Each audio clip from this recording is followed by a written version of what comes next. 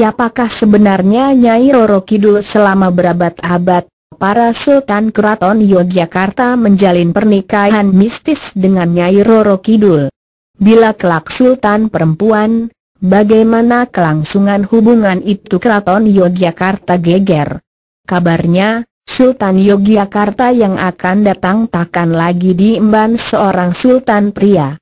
Selasa, 5 Mei 2015, yang lalu, Sultan Hamengkubuwono X bersabda tentang penetapan nama baru bagi putri pertama Sultan, Gusti Kanjeng Ratu, GKR, Pembayun, menjadi Gusti Kanjeng Ratu Mangkubumi Hamemayu Hayuning Bawono Langgeng ing Mataram.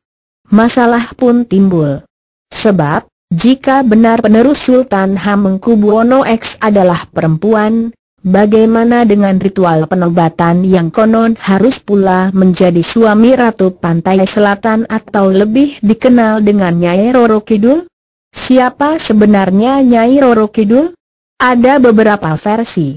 Robert Osing dalam A Princess from Sunda, Some Aspects of Nyai Roro Kidul, Asian Folklore Studies Vol 56 tahun 1997, menyatakan bahwa Ratu Kidul ini mulanya adalah putri dari Kerajaan Galuh, sekira abad 13. Ada pula versi yang menyebut dia adalah keturunan penguasa Pajajaran. Kemudian ada yang mengatakan dia keturunan Raja Airlangga dari Kahuripan. Bahkan masih ada yang mengaitkannya dengan Raja Kediri Jayabaya. Dikisahkan, Ratu Ayu dari Galuh melahirkan seorang bayi perempuan. Keanehan muncul, bayi perempuan itu bisa bicara dan mengatakan bahwa dia adalah penguasa semua lelembut di tanah Jawa dan akan berdiam di pantai selatan. Bersamaan itu pula, roh Raja Sindula dari Galuh pun muncul dan bersabda bahwa cucunya tersebut tak akan bersuami untuk menjaga kesucian dirinya, dan jika bersuami pun kelak adalah hanya bisa dikawini oleh raja-raja Islam di Jawa. Ratu Pantai Selatan ini menunggu suaminya hingga 2 abad lamanya. Panembahan Senapati, yang memerintah Mataram Islam 1585-1601,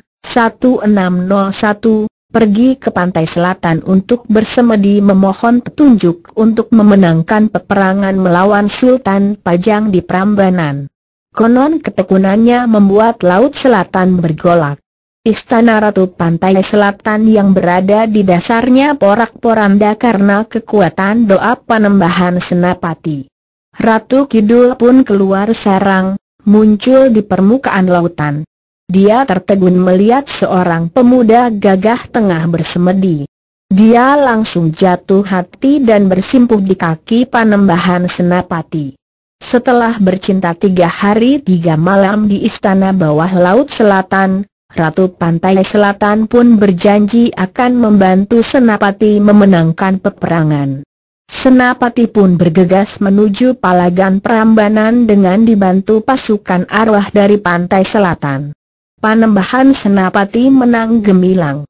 Cucu Panembahan Senapati, Sultan Agung yang memerintah 1613-1646, membuat tarian bedaya yang mengisahkan balada cinta kakeknya dengan Ratu Kidul.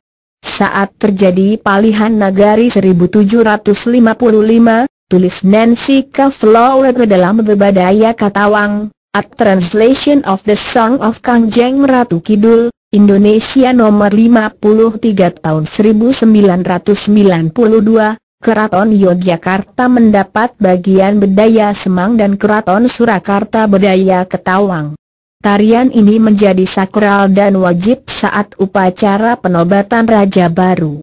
Dalam pidato penerimaan penghargaan Rembon Magsaysay 1988, sastrawan Pramudia Anantatur mengatakan bahwa cerita Ratu Laut Kidul itu hanya mitos belaka. Dalam pidato tertulisnya yang berjudul Sastra, Sensor dan Negara, Seberapa Jauh Bahaya Bacaan? Pram menjelaskan para pujangga istana Mataram menciptakan mitos Nyi Roro Kidul sebagai kompensasi kekalahan Sultan Agung saat menyerang Batavia, sekaligus gagal menguasai jalur perdagangan di pantai utara Jawa, bakal serangan Mataram ke Batavia dan asal-usul Jakarta kota tinja. Untuk menutupi kehilangan tersebut, pujangga Jawa menciptakan Dewi Laut Nyai Roro Kidul sebagai selimut bahwa Mataram masih menguasai laut, di sini Laut Selatan, Samudra Hindia. Mitos ini melahirkan anak-anak mitos yang lain, bahwa setiap Raja Mataram beristrikan Seng Dewi tersebut, tulis Pram. Pram juga mengatakan bahwa mitos tabu menggunakan pakaian berwarna hijau di wilayah pantai selatan karena pujangga istana Mataram ingin memutuskan asosiasi orang pada warna pakaian tentara kompeni yang juga berwarna hijau. Hubungan Sultan Yogyakarta dengan Nyai Roro Kidul, dalam tulisan Nancy Kavlauda, pernah renggang pada saat meninggalnya Sultan Hamengkubuwono IX, akhir tahun 1988. Namun, saat penobatan Sultan Hamengkubuwono X, dengan melihat histeria masa dalam penobatannya, konon dukungan dan hubungan dengan Nyai Roro Kidul baik-baik saja.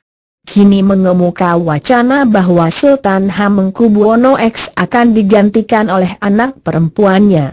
Dan kedudukan Sultan yang selama berabad-abad diemban oleh lelaki, putra mahkota, kemungkinan besar akan beralih kepada seorang ratu, putri mahkota. Dengan demikian, hubungannya dengan Nyi Roro Kidul pun sepertinya harus didefinisi ulang.